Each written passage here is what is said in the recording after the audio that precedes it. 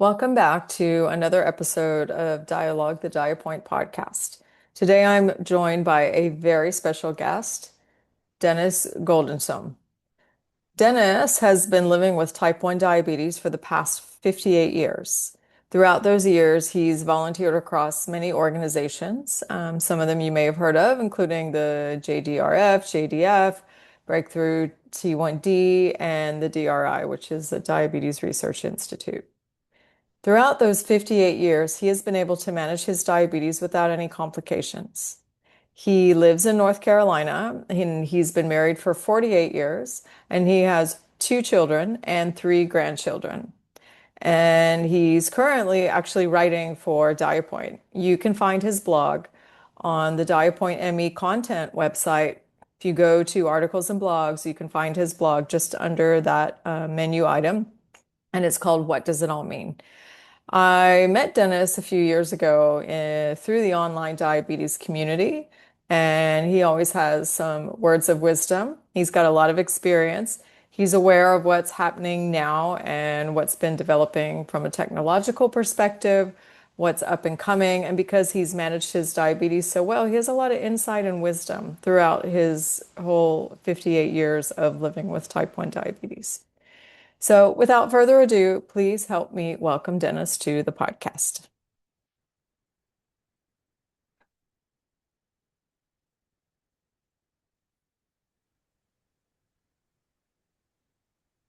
Okay, so Dennis, thank you so much for joining me today. Welcome to the podcast. Thank you. So, let's And just, hello from North Carolina. yeah, hello. Hello from Dubai. So glad you're here and glad you're able to join us and share some of your wisdom and experience and other things with us. And why don't we just I say jump into it, but let's go from the beginning. And could you share with us the time that you were diagnosed? How old were you? A little bit, yeah, about what that was like. Well, I was working in a fast food restaurant, but in Brooklyn, we would call it a hamburger joint. Mm-hmm. And all of a sudden, I got this thirst, and it felt like a fire in my throat.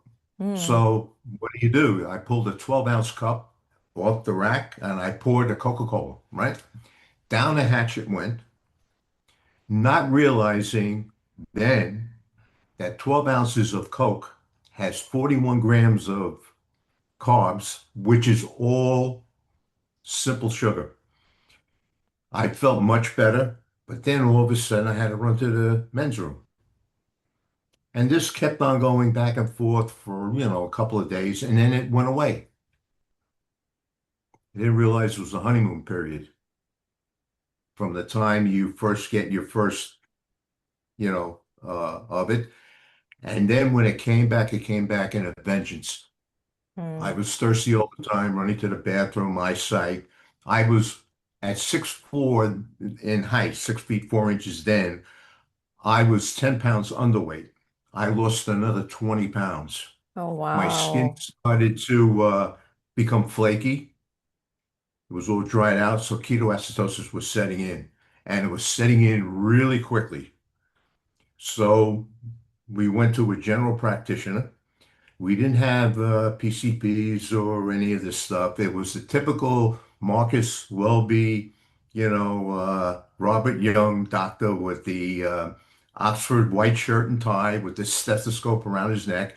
And all he asked me for was a urine sample, and he took some paper. I guess it was like litmus paper, Yeah. and he dipped it in, and it turned black.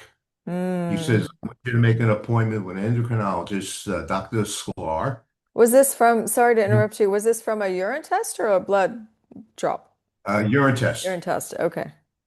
It was really quick. He wanted to know if if there was an Mm-hmm. issue with spilling sugar into your urine. Mm-hmm. And so I'm a kid from Brooklyn and I'm saying endocrinologist. I never heard that word.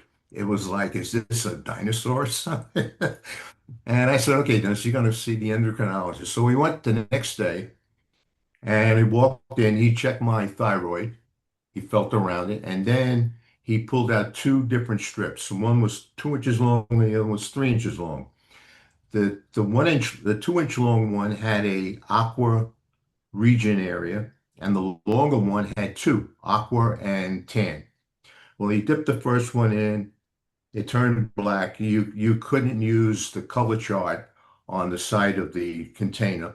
And the same thing happened with it. And he said to my parents, your son, Dennis, is a juvenile diabetic and he will be on insulin shots for the rest of his life. And there it is. So I sat there and he showed me how to, fill up the syringe. I was on U80, lenti U80 insulin, and the needles were half-inch long and they were 24 gauge, not 33 gauge. So he gave me a shot. He told me to drink a lot of chicken soup. And I said, Mm. like, why? Because I lost a lot of electrolytes Hmm. going to the bathroom that often. You're continuously draining all the good stuff out of you because the body is actually revolting against you to keep yourself alive. So the next morning, I'm in the bathroom, filled up the syringe, 42 units. I remember it was like yesterday. I pinched the skin on my thigh, stuck in the needle, pushed the plunger, and at that point, I said to myself, this is not going to stop me from doing whatever I want to do with myself. It's just something I'm going to have to accept. And from that point on, and I got better. My sight got better and started to gain. Then I gained weight, because that's one of the outcomes of, taking insulin. But that's how it started. It was really like that, fast. And luckily, we saw the doctors and they prescribed what they could at the time.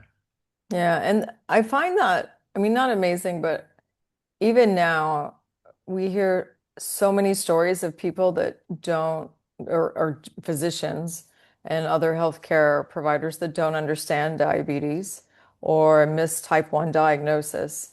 And it's so good that the doctor that you saw immediately said, go see this endocrinologist, suspecting what it could be.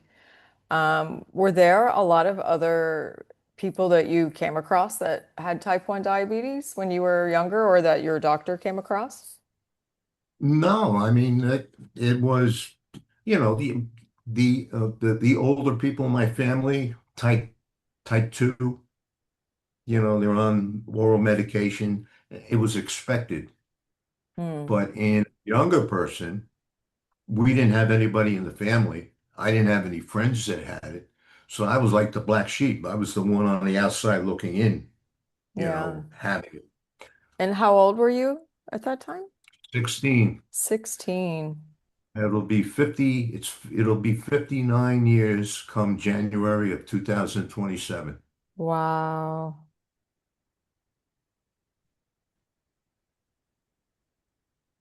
And so I love that your like conviction that immediately I'm not going to let this stop me and I'm going to live my life and live with it and manage it. And that's, I think, exactly the mindset that even still today that people must have, or in my case, as a parent, that I had to have, that I was like, I'm not going to let this stop Hmm. my son from doing it. And once I made that decision, like there was no time to be upset or angry anymore. I just had to keep moving forward.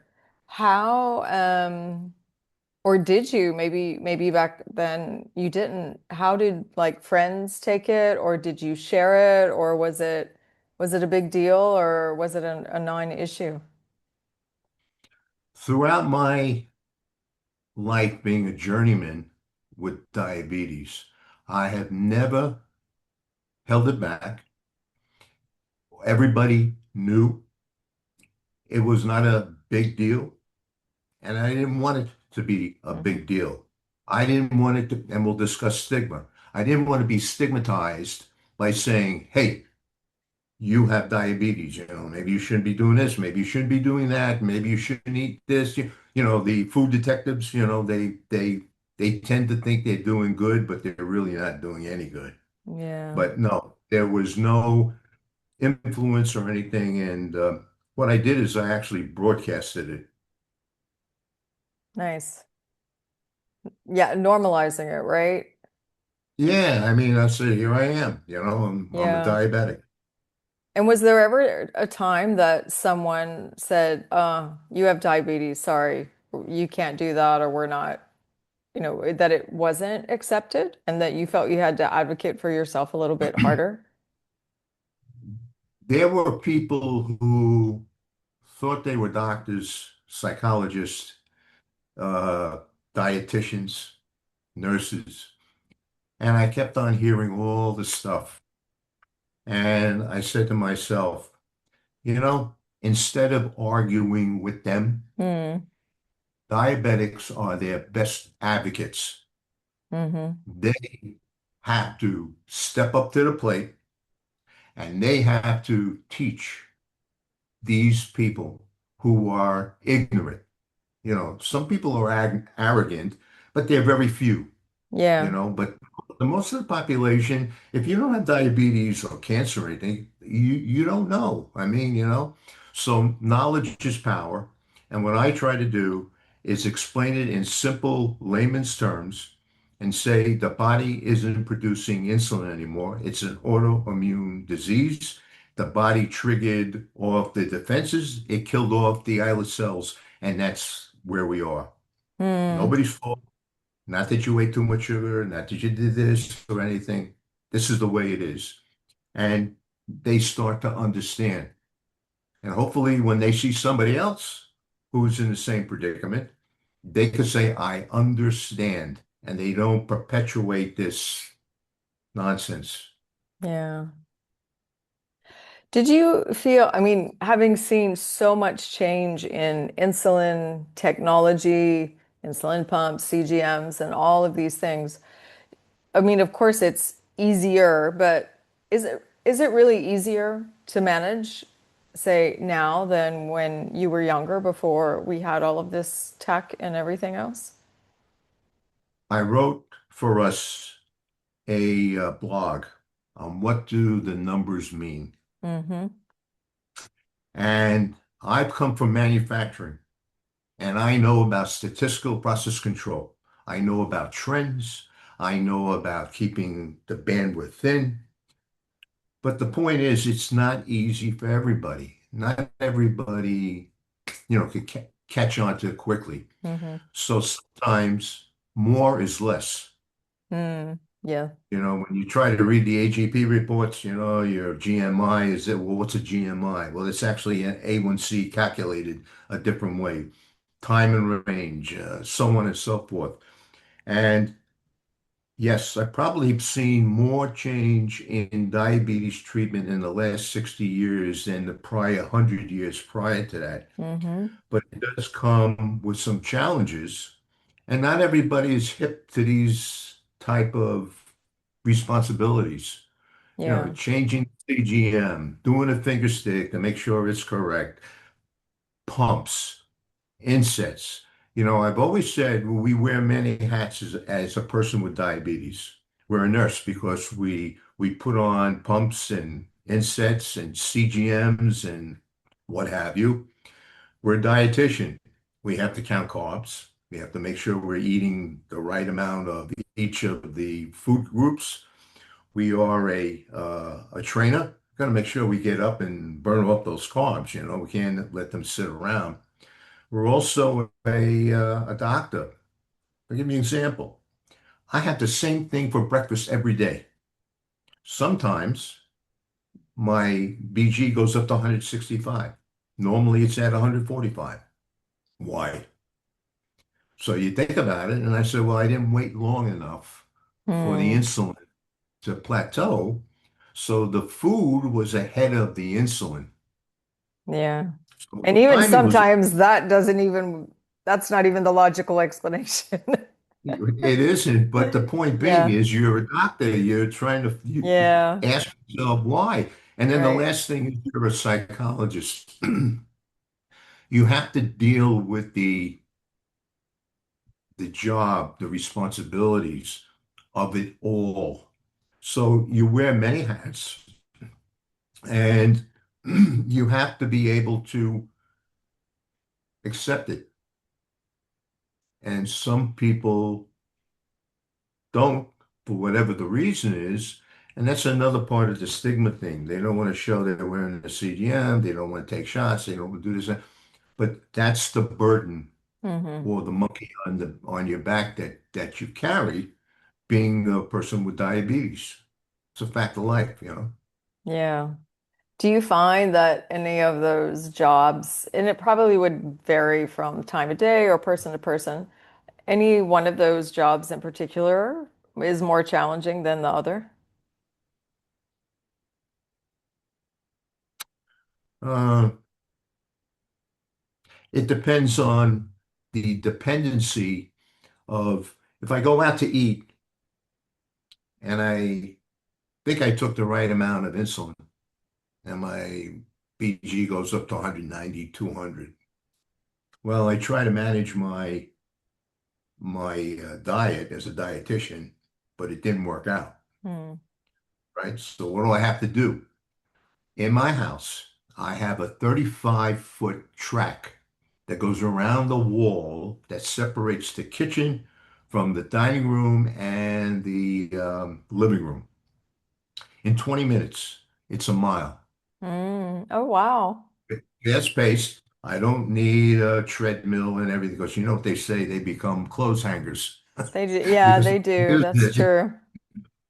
so I could do that at a fast pace. And my wife Ellen, she's a pre-diabetic and she's on metformin. And sometimes we both do it Oh, to bring down, nice. you know, and in an hour it may go from 190 down to 162. But the Amazing. arrow is going down on Yep. an angle. So it still hasn't gone down all the way. In an hour, it's down to 140. I'm good. Nice. Know? So the challenge is how much insulin to take on unknowns of what you're eating, and then how do you bring it down? So when you look at your AGP report, you can see time and range is so much, and it's not prolonged by having these highs Yeah. and or lows. Yeah, that's true. That part is hard. And especially like for me now that my son has to do it and he's going to go off to university and it's a lot. I mean, he can do it all, but it's certainly helpful when you have other people to support you to do it. And we were just talking about it this morning and I was like, it's hard. And I told him, I said, it's hard. You don't get a break. You can't be complacent because as soon as you are, it's gonna act up on you. And and it'll probably be a little bit more difficult because he's like I said in your piece from was it whatever. You said that he got accepted to his first choice. Oh yeah, this I mentioned that in And I Substack. Yeah. responded and I said, a small door is closing and Yes. a huge barn door is opening. More responsibilities, more opportunities. Hmm. Of course, with that, now he's going to be X number of distance away, and he's your son. Yeah. You know, you adore your son. You just can't say, I'm going to stop worrying. He's on his way to college and everything's going to be great. Yeah. It's tough Yeah. because we know it's a fact. I've been involved with colleges and, well, in the first year of college, 50% drop out. So the pressure of making it through the first year is very difficult. And then on top of that, you have to deal with a 24/7, 365 and a quarter day responsibility. Yeah. But I would think that when he comes back and he's successful in everything, he's going to be more mature. And I think you're going to be surprised. I think you're going to be delighted that he was Yeah. able to handle it. But like you said, it's a lot. It's a lot to do, a lot to be responsible for. And if you observe and you reflect, as I say all the time, you learn and then you make corrections. Yeah. Yeah, no, that's true. That's absolutely true. Yeah, he already goes off and he's been to a few things and managed it and he has done an amazing job. So I do think he can do it. I'm optimistic about that and excited for him. So many people are like, "Oh my gosh, what are you gonna do?" Like, I'm gonna be excited for him, he's gonna be out living his best life, hopefully. Yeah, you're gonna go bring a cot and sleep outside his dorm I room. know, right? What am I gonna do? I know. Yeah, we do have to do another mom that has a daughter going to the same country for university this year reached out and had asked if I done much yet. And in terms of prep, like, no, because I think I feel comfortable with where he's going. Um, and I'm sure it will be fine. The school will be supportive and as much as they Mhm. need to be. But they had already met with like the health office person there, and they don't even Mhm. have final everything yet because the grades and everything or the exam scores for them aren't finished yet. So yeah, there's a lot to do, but let's see. I don't think it's anything that he or I can handle like to leave him. We've already been through, I think, the most difficult part, hopefully. Did you ever It's have probably a more difficult for you than it is for him, probably, right? probably. Yeah, I'm sure he's got a very exciting future ahead of him. He's going to meet some amazing new friends and study all these amazing things. So it'll be good. And I wouldn't be surprised if the school he's going to is quite sporty as well. They have a pretty big sports program. He's not going for that reason. But I can't help but wonder if there'll be any like type 1 athletes that are up and coming that will be there. I think that would be really nice to Mhm. have that influence as well. I'm sure he'll meet other type 1s or not, but yeah, it doesn't always it's not the foundation of friendship, but you immediately do understand each other when like probably you, when you meet someone with type 1, or me, if I meet another parent that has a type 1 child, you immediately understand each other and what they've been through. So Mhm. that's always nice. Did you ever have a time when you were like really burnt out and you just didn't want to deal with it anymore? And I ask this question You always, because a lot of people, I think, face this challenge and they talk about diabetes burnout, or people often ask me what do you do if your teenager doesn't want to deal with it? They don't want to do it. Like, did you ever come to that and be like, I don't want to do this? there are times where you get very frustrated, but then depending upon your psyche, you have to come to reason with it. Like, you're not going to deal with it. Well, what's the consequences of not dealing with it? If you were frustrated now, Yeah. wait a couple of days more and not do anything about it, and you'll really be frustrated. So it is difficult, and some people handle pressure better than others. And for those who can't, you or us at Diet Point have coaching. And that's where coaching and mentoring comes in. A support group that gets in there, puts out the flame before it becomes a wildfire, and try to bring that person back to center so that they start thinking positively. You really need the support. And I think when I wrote the blog on, the history of, diabetes and all that stuff and the AGP Hmm. report, there are four things that are missing. I'm not saying they don't exist. One is the cognitive part of diabetes, that's education. History of it, why does it happen? What's the purpose of insulin? Hmm. People look at their drug plans and they see insulin on the drugs and they think it's a drug. No, it's not a drug. It's a hormone. Hmm. So they need to be shifted away from it being like aspirin. It's not Yeah. aspirin. It's, whatever. They also have to understand what insulin does, right? They also have to understand why they're not producing insulin.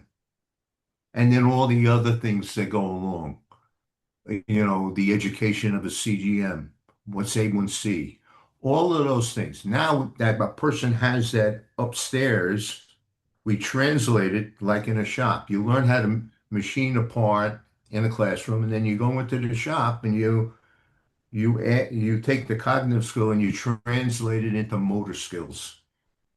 So you learn how to put on a pump, you learn how to use a CGM, and hopefully with the two in hand, you're able to understand and manage your diabetes. We don't control it, we manage it. So the outcome is better control. Hmm. Then the third thing is coaching. We need people to be able to coach those who need the help and further help them understand why they're in where they are. And the other part that you mentioned, we at that point, we go out to the clinicians, the doctors, the endocrinologists, the clinics, and everything, and we tell them what they need to do, how to talk to these people, what language matters. You don't tell people you're stupid because you're not doing something right. You have Yeah. to be have them bring it down to where their customer is, and that's the patient with diabetes. So that's an important thing. And lastly, mentoring. Somebody that you can speak to, doesn't give any kind of medical advice or anything, but they may say this, this, and this, and then the person that's having the questions could take it back to their doctor and say, "Hey, I heard this. Can this be done? Will this help me in my particular situation?" And I've done mentoring, and it's the highest level that anybody could put on their resume. Because if you could help somebody out and they could have some sense of confidence that we're talking about, that is the goal. Yeah. So those things really need to be bumped up, That's so and we know true. this, and we know there's not enough endocrinologists around, and that's a tough thing. And I think you went through it when Erin was born, right? Yeah, when You Aaron had. was diagnosed and ironically, I was just editing the my upcoming book. So doing my final edit of everything before I send it to my editor to edit it again and rewriting it, reliving it. I didn't have a proper endocrinologist here near me for about 3 years. Definitely no pediatric endocrinologist.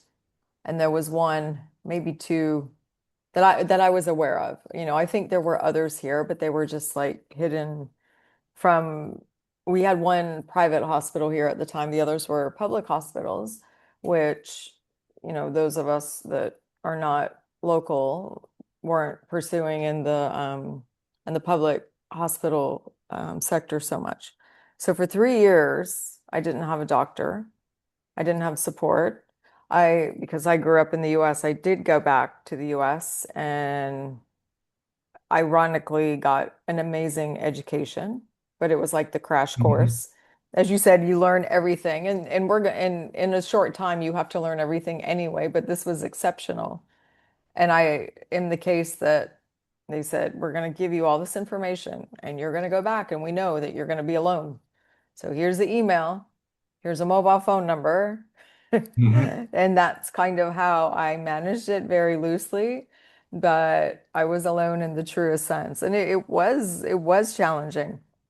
Um, Once I found a doctor, I already knew a lot. It was still helpful and still critical for sure. But I learned how to, and I don't advise this, but I learned how to like tinker with the blood sugar settings and the pump and slowly make the changes. And there wasn't a lot of online information back then, maybe like one group and a few articles. And, I was given the medical advice, if you make changes, do it slowly, and different Hmm. things like glucagon, not a matter of if, but when. And they were right. And thank goodness they educated me about all of these things. Because even now we have so many great pediatric endocrinologists and clinics and other things in the region and in our country. Many people are not being educated about glucagon, and it blows my mind. And I think it's just they don't have time. The system's overwhelmed. Like you said, there's not enough endocrinologists anywhere in the world, not enough nurses, not enough diabetes educators. And then sometimes I feel like particularly the pediatric endocrinologists I met, they are so empathetic. And I've worked with a lot of specialties in hospitals over the years. They are some of the most empathetic people I have ever met that are clinicians, so to speak. And other also pediatric subspecialties too. Like Hmm. they're really they really care about their patients. But I feel like sometimes like they're worried about overwhelming the parents, and rightfully so, but at the same time, not teaching them how to use or even that you need a life-saving medication like glucagon can be really dangerous. Um, and yeah, when the first time I had to use it, my son was 3 years old. It was quite scary, but did it. And yeah, you do what you have to do. Um, but the reason I bring that up is because like the coaching, the mentoring, and all of it, it's so important.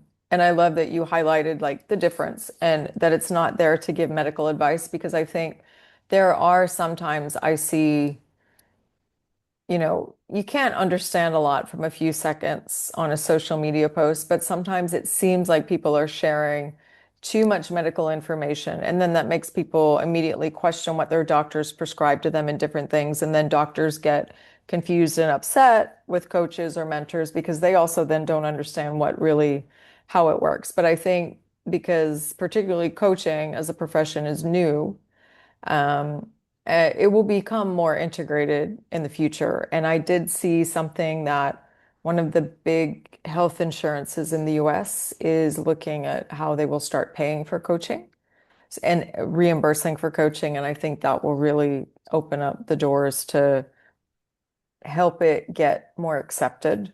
And even in the case of mentoring as well, because they're absolutely necessary. It's very hard in the beginning to do this.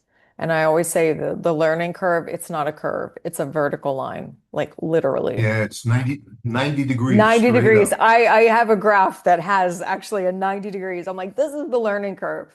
And then the doctors see that and they go, oh, and they realize it. Like they know this, but they know this because they went to medical school to learn all about it.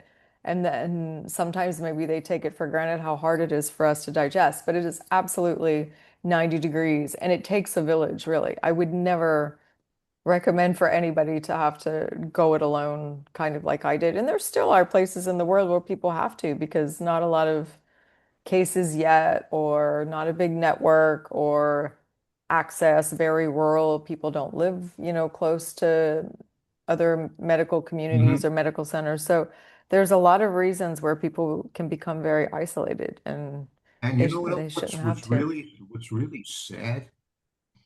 I belong to 6 or 8 diabetes groups on Facebook, and that's where I met you on one of them. Yeah, that's true.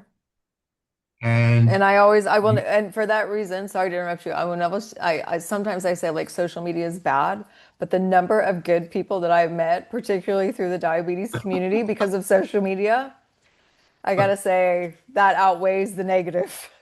I feel better now. Yeah, so bonus.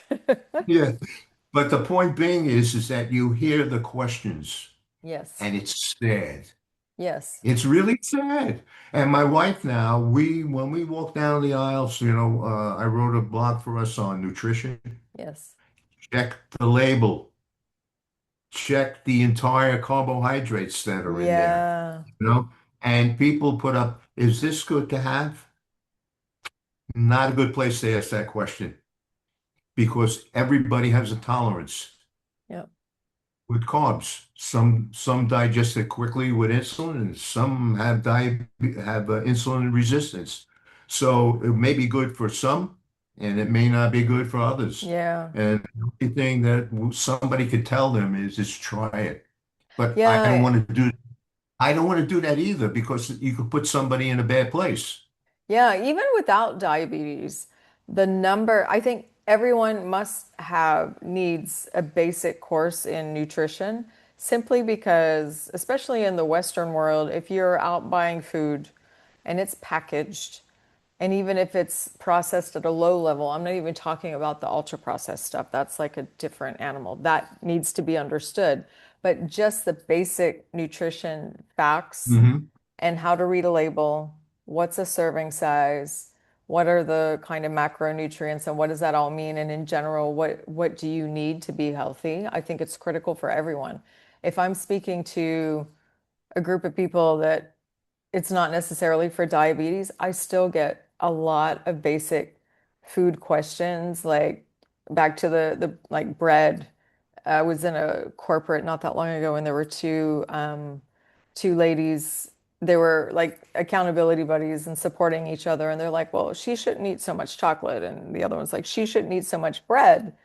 And it's not just that. Like, what else are you eating? Are you only eating bread all day? Like, let's look at it in the overall context, because I can't say Uh-huh. if bread is good or bad for you without knowing what you're eating, if they have a health condition, how it's affecting that, and a lot of other things. So everybody needs to be really aware of those basic things. And it is overwhelming, and it's kind of unfortunate that we need a low level degree in understanding a food label because it's kind of come to that now. Yeah, but Pam, a diet for a person who's on diabetes is good for everybody. Of course, it So absolutely is. if everybody was doing the same thing, we would all understand what diabetes is, right? But it's because it's not about the diet. It's just about eating Yeah, healthy, right? yeah, It's not a yeah, diabetes diet. Like exactly. it's about just eating healthy, whole, mostly plants, plant-based fruits, vegetables, get your protein. If you like meat, eat meat, but not every day, not too much. Just balance. It's yeah, it's not like a diet, like a restriction. And that's the other thing that drives me a little bit crazy. And I'm sure And you've heard a the lot other of part, those. Can you eat that? yeah, the other part of it is that there's the proteins, there's the fats and the carbs, and then fiber. Fiber is very important. So yeah, people have to understand that fat retards the digestion of carbs. So if you're on a high, if you go out and have pizza and you're eating the bread, the crust, Yeah. and tomatoes have natural sugar in them, and then it has olive oil and then mozzarella cheese on it. You're making me The hungry right reason now. why we, the reason why the reason why we can't negotiate that is because there are too many negatives in there for the insulin. So some people take two shots. I forget what it's called. They take so much at the beginning and then they follow up Yeah, after. and some Then insulin they, pumps, they call it like a dual wave bolus. You would give 50% in the beginning yeah, and 50% later because of the slow release of the sugar in your system because your body's got to break that's a down the timing fat and issue. protein first. Yes, it's all divine timing, and it's very, very hard to get it right. Like if my son was going to have a burger and fries, no pre-bolusing. He would bolus and still does for a burger once he's finished. Then he'll have a little bit better outcomes. He still may have to give follow-up. The challenge is now with the algorithms and pumps, you can't do like the pump he uses, you can't do an additional bolus when the closed loop is working because of the Hmm. algorithm. That is Right. frustrating because the algorithm doesn't know if you had a burger or a pizza or just no carbs, right? So it's a little tricky, but we figure it out and find the workaround. Certainly will. Yeah. So you're involved also. I think it's important that people know over the years you have been so involved as an active member of the diabetes community, not just in online things, but you really have given back so much. And like when we met and you were so forthcoming and talking about how you just want to pay it forward, what you've learned in your experience, which is amazing. Can you give a little bit of insight or share with us kind of the organizations in the US that you and maybe some outside the US that you've been involved with and what you've been doing with those over the years? I worked for And Auckland and also I backtrack. What when did you decide that would start doing that? What kind of triggered that for you?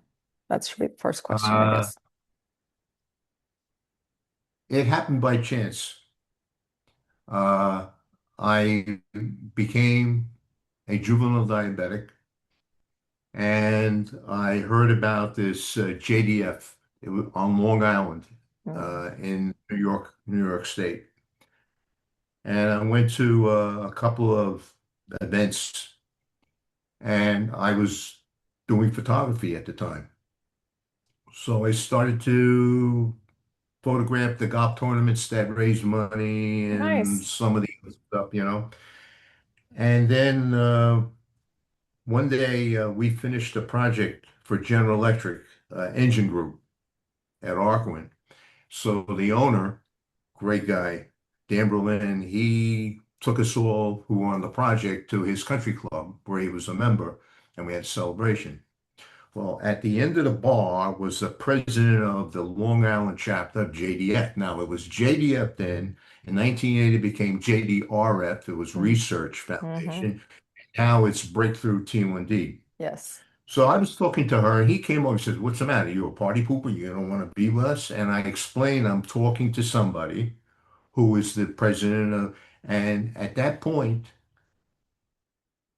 he said to me, whenever they call you, you tell your boss that you're going to be taking off to do something for them, but me, I have to make up my time to do my job, at work.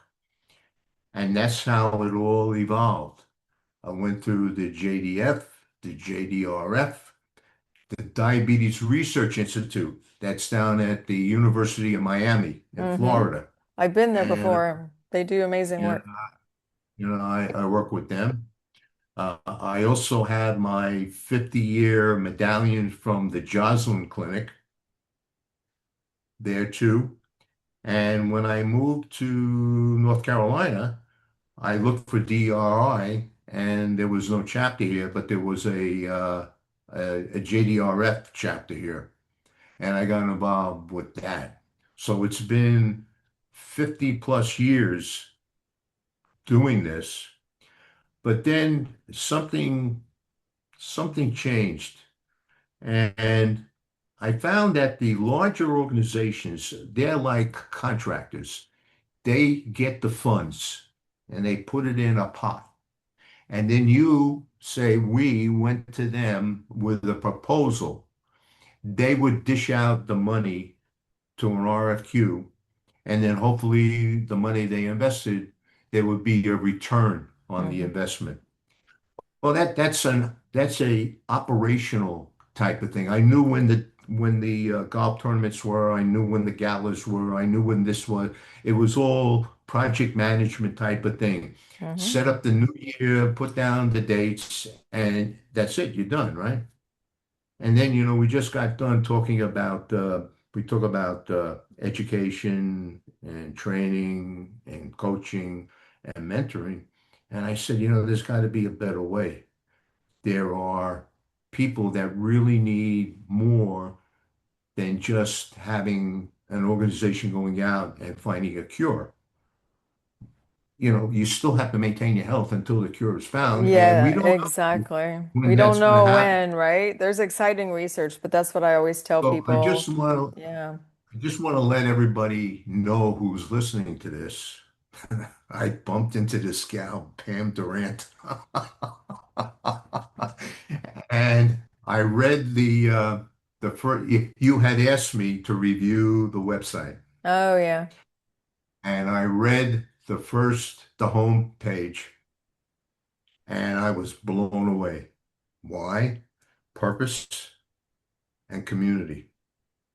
And I said, this is where I want to be for the rest of my life dealing with diabetes because I feel that the community needs as much support as possible.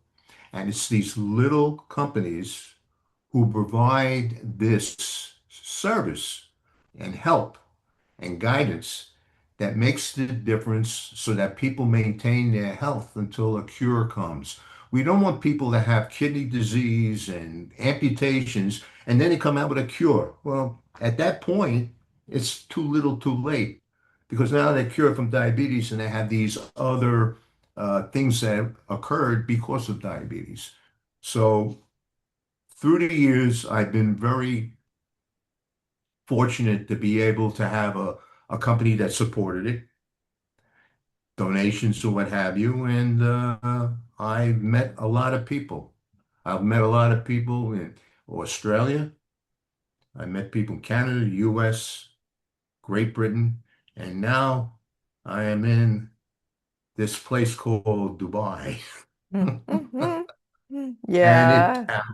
I'm telling you, it's really been a game changer. It really has been because I feel that this is where the tire meets the road. This is where it really counts. And whatever comes down the pike from the cure will come down to us at the lower level so that we could be the ones that disseminate and tell everybody around it so they can be better aware of what's going on, the information. Yeah, that's so true. And it may or may not eventually happen. And I know like a parent wants nothing less than for their kid to not have this. I mean, I was the same. I did so much searching. First of all, why did it happen? Hmm. And then how can we fix it, right? Because that's all we want. But again, very similar to you, after I had this big ugly cry in my bathroom shortly after my son's diagnosis, I was like, I can't do this every day. Like, this is not serving him.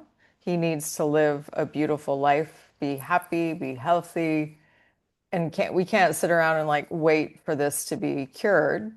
So until that day, let's live our best possible life as I don't even like to use the word normal, but say normally, like without diabetes, it's just a thing we have to take care of, like, brushing our teeth or anything else.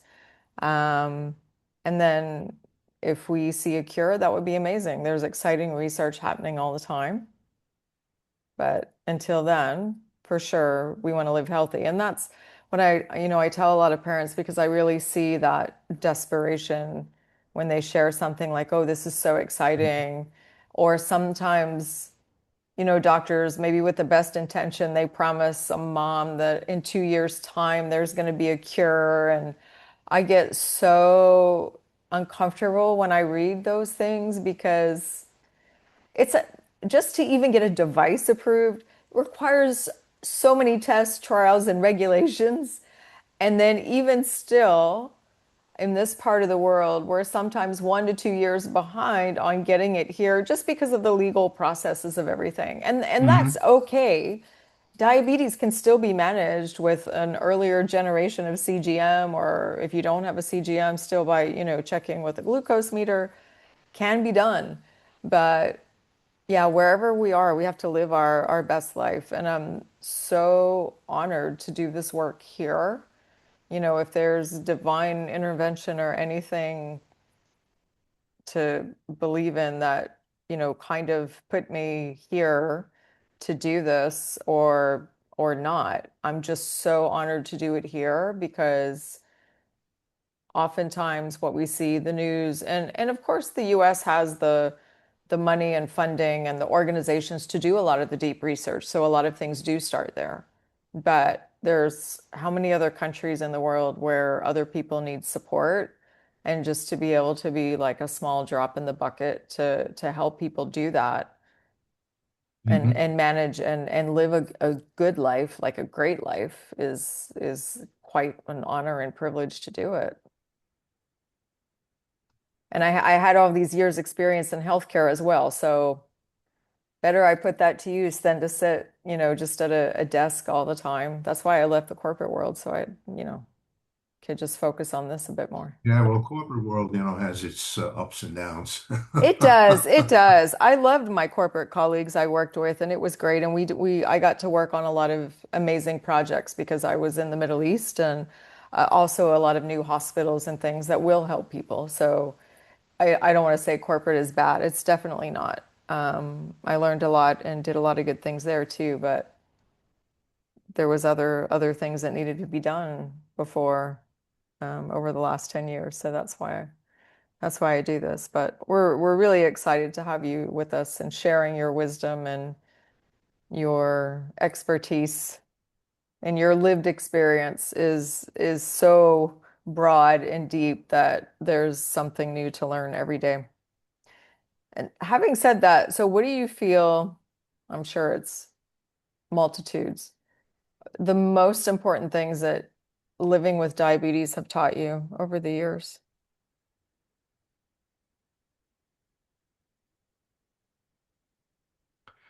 I think after all the years, I could go on with a Dexcom G7, G8, G9, G10, and keep on going. I'm on the Omnipod like a B5, 6, 7, 8, 9. I could just fade away like an old soldier and say, hey, I've made it. That thing that I said when I was 16, not get in my way, has truly happened. But then there were a lot of mentors that I had. A lot of them are no longer here. And I feel that if I was given an opportunity and a chance to live my life to its fullest with a chronic disease, if you want to call it that, you got to watch out how you use that because chronic means you really can't do anything. But with a disease that has no cure, I think the biggest thing that I could do is to pay it forward so that the next generation can have a better opportunity and an easier time in dealing with this because the numbers are exponentially going higher. In the International Diabetes Foundation, when we had the podcast, there are 589 million people globally with diabetes, of which 10% is type 1. Hmm. And by 2050, it's going to be 839 million, and that'll translate to 90 million who will be type 1. So, do we go through our life and say we made it and walk away? Or do we say there's a line in the sand and we say that enough is enough? Now, we may not be able to come up with a cure, but if we could have these people manage their diabetes better and have less consequences because they have it, whenever a cure comes along or better technology comes along, they will have a better chance of living a fuller life than even I had. So that's where I come from. I believe in the mentoring, coaching, paying it forward, and I learned that from my job when I learned lean manufacturing. And as we always say, and I said it this yesterday, I was taught a very basic thing from a sensei, and in Japanese that means uh, bef before or a mentor, and it says observe, hear, and reflect. And that's what I do now. Even when I do the blogs, I have to put myself in the place of the person who's going to read it so that they can appreciate what they're reading. And so that's where I come from. I don't want awards. I don't want money. I don't want any of that. My reward is that I live my life to the fullest, and I want to be able to pay that forward to everybody else so that they can have the same opportunities. Amazing. I think that's Simple. like a really wonderful way to wrap up this discussion for today. And I say for today because I think we'll have a lot more to discuss in other future webinars and episodes. But yeah, that's really lovely. The world is definitely a better place because you're in it, Dennis, for sure. Thanks a lot. I really appreciate it. And I want to say to you, and you don't take compliments that easily. When I say you're the best, and you say I try, but those who try are the ones who make a difference because they Yeah. care.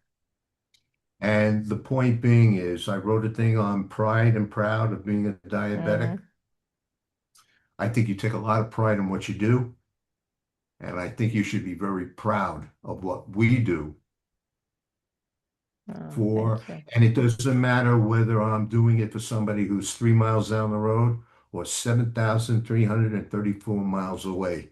The point is, if we're able to help one person, that's one person less that we have to worry about going forward. That's so true. Yeah, whenever I come across someone and they share that something we've done has helped them, I'm very proud of that. And I'm like, that what more could you ask for, right? I mean, there's a lot of people to help, but that it's almost like, okay, my work is done for the day. Of course it's not, but that, as you always say, that's what it's all about, right? It's Yeah. exactly what But it's about. the point is, it's not me, myself, or I. It's we, us, and they. And as long as it's the team approach where we work together towards a common goal, that's what's important. Yeah, absolutely true. Yeah, it takes a village to manage, support, and do all of the things with diabetes. It's certainly not easy. So thank you, Dennis, so much for joining me today for this very special discussion. Um, we'll pause it there for now, but like I said, pause, not a stop, and then I'm sure we'll pick up and have other discussions after this one. Thank you so much. It was a pleasure to be here, and it's a pleasure to be working with you. No, thank you. We're happy you're here.